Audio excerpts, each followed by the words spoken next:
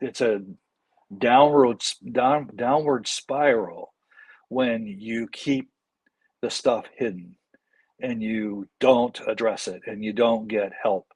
And I was too afraid. I was scared spitless. But the thing is it only got worse. Yeah. Yeah.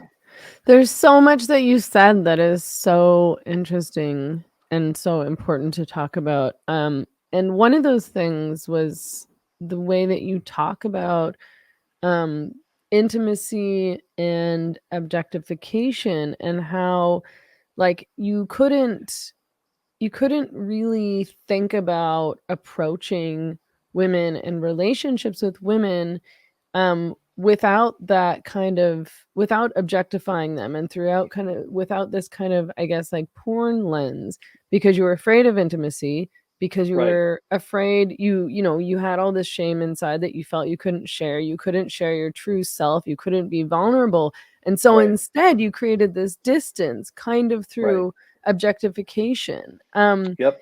Like I just wonder how many men are doing that. Like all these guys who are using porn to avoid intimacy, to avoid true connection with their partners, to avoid real relationships with other women that would be like a fulfilling, genuine, trusting relationship where they felt they could be vulnerable. And instead, having these really superficial relationships and sort of, I don't know, pretending as though either that makes them hyper masculine, or that it's Hmm. cool, or that it's just like natural. Like that's just how men are, right? Right. But the thing is that I've been working with men for almost 40 years now. That so the end of this 40 years of, well, 38 years of working with men and doing groups and having women as well come in. The idea of this whole issue of shame, which is that I believe that I'm too damaged to have a relationship, whether it's things that have happened to me or it's a belief that things that I've done. So it's a double whammy. It's things that happen to me I can't talk about, and then the things that I do to cope with the things that have happened to me I can't talk about either. So now I'm really damned, if you will. I'm in a really tough spot. I can't trust anyone with this stuff because it will be the end of me. It's a belief that I can't be real and have a relationship. So then the objectification is really centered in the idea that I have to have a way to control women, and so I can get sex without ever having to reveal my heart, Yeah. because that would be the end of me. As long as I can keep a person at a distance, she's going to like me, she's going to care about me, and it's all based on my performance. So as long as I'm performing and doing all the right things, she's going to like me. But if I share anything about my brokenness or my messes, and she saw my thought life, she saw how I, the stuff I've done, it's over. So that is buried in a deep, dark sea. Well, when I bury it, that's part of my heart that I'm, because it's my experiences in life. So my heart gets then put into a closet somewhere. So there's no way my heart's engaged in the relationship. So Mhm. I have to put walls up to do so. And that's that's at the center of objectification. And for most of the movements out there, they have so demonized objectification. And I get it because it hurts people. I get it.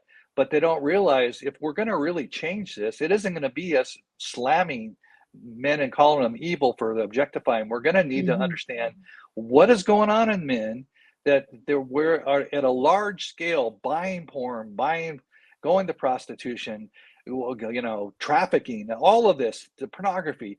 We're going to this stuff and spending tons of money. Why? Why? What's going on?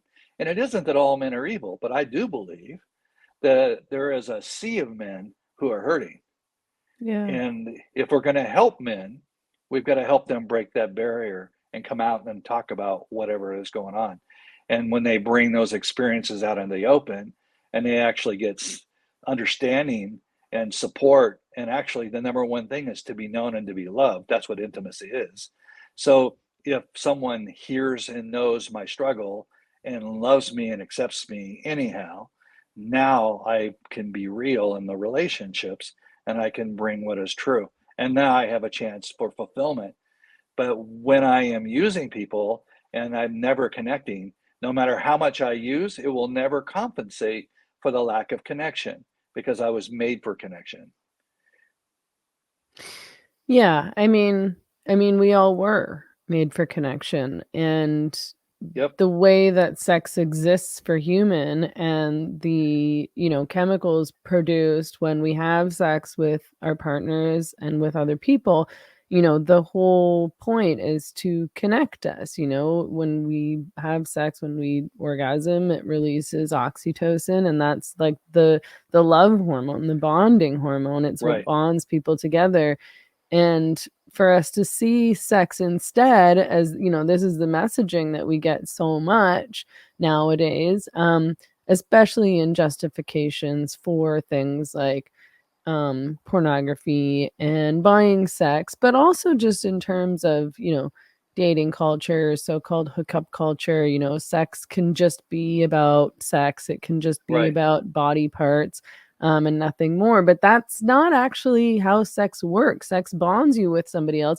It's obviously like, it's a super vulnerable position to be in for both men and for women, particularly for women in certain ways because they're physically more vulnerable. Um, but, I just it's sad that so many people don't realize that, and I think growing up, as a young woman, I spent a lot of time trying to convince myself that sex could be nothing, and it never Mm. worked because I would always end up Right. getting attached, so I would end up in a relationship with the people that I was just casually sleeping with, or you end up feeling hurt Right. or rejected, and you have to create this shell to kind of protect yourself, and I think that if we all sort of knew and understood and accepted that, our bodies are built to connect with the people that we're sleeping with, then I think that we could move forward on that basis in a healthier way.